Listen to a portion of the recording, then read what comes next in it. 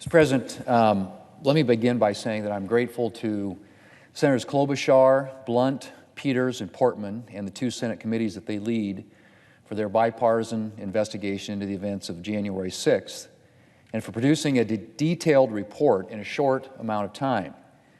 The report makes clear that there is more work ahead for the committees. More importantly, it also highlights the immense bravery of the men and women of the U.S. Capitol Police who defended the Capitol complex on January the 6th. In the coming days, after a thorough review of the 100-page report, I will discuss its recommendations with my colleagues and work to institute reforms that will make a meaningful change to better protect the United States Capitol. Mr. President, on a different topic, in his 1996 State of the Union address, then-President Bill Clinton famously declared, and I quote, that the era of big government is over. Well, after taking a look at the Biden budget, it's clear that the era of big government is back. And it's bringing big government's usual companions: big taxation, big spending, big deficits, and it seems likely big inflation. Mr. President, the Biden budget, which the administration quietly slipped out the door before the holiday weekend, would raise taxes by $3.6 trillion over 10 years. $3.6 trillion. All told, the Biden budget proposes at least 30 separate tax increases, ranging from a hike in the capital gains tax to a hike in the top income tax rate to a new death tax. And it would raise taxes on middle-class families by allowing the tax relief that Republicans passed in 2017 to expire. Under the Biden budget, in just a few short years, working Americans could be facing thousands of dollars in higher taxes. All these tax hikes, of course, are an attempt to pay for the Biden administration's new spending. Under the Biden budget, government spending would exceed $6 trillion every year. To put that in perspective, the total federal budget in 2019 was $4.4 trillion. An increase to $6 trillion plus per year, $8.2 trillion by 2031, is a massive, massive hike in federal spending.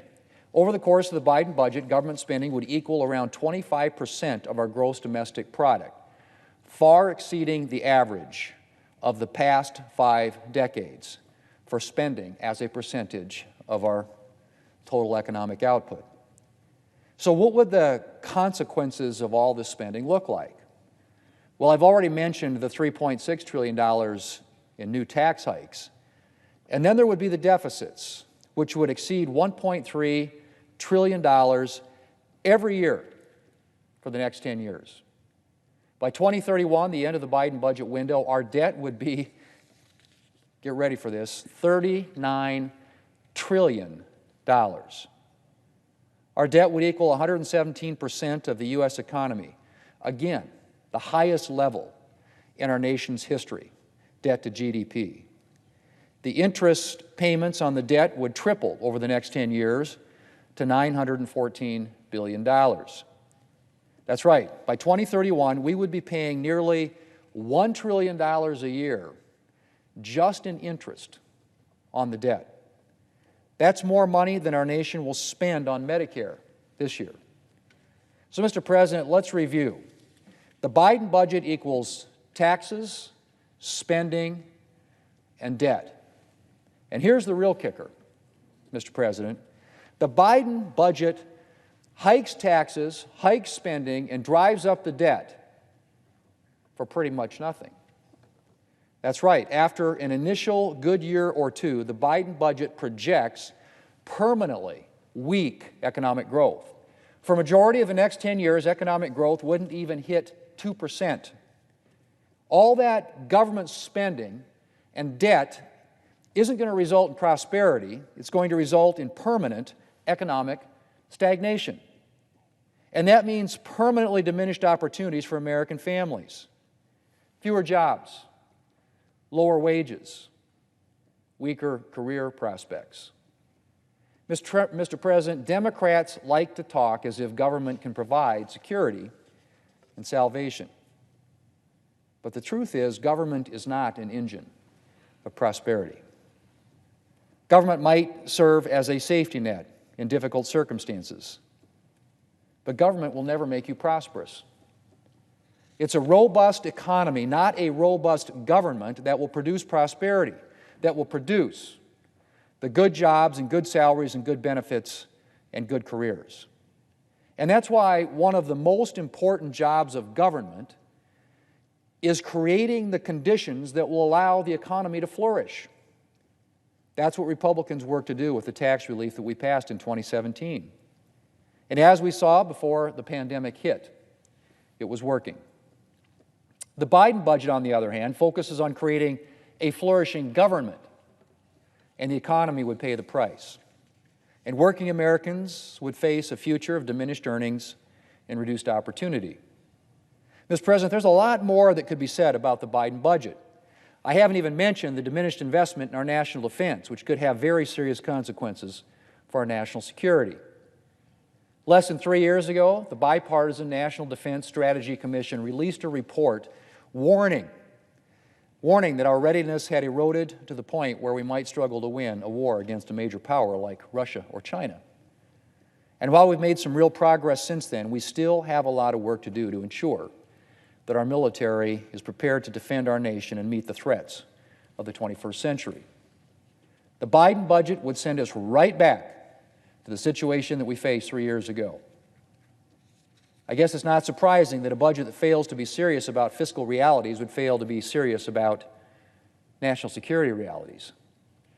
But it's deeply concerning that the President doesn't seem to understand the importance of investing in our national defense. Mr. President, President Biden has made the priorities of liberal interest groups the top priorities for his administration, whether that's canceling the Keystone XL's good-paying jobs and economic growth to please the environmental left, or overturning the Mexico City policy so that taxpayer dollars can go to fund abortions overseas.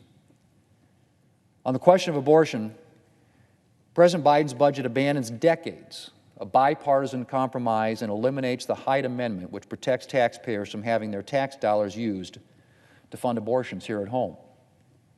You would think that if we can't agree that the human rights of unborn children should be protected, we should at least agree that taxpayers shouldn't be forced to pay for the killing of unborn children.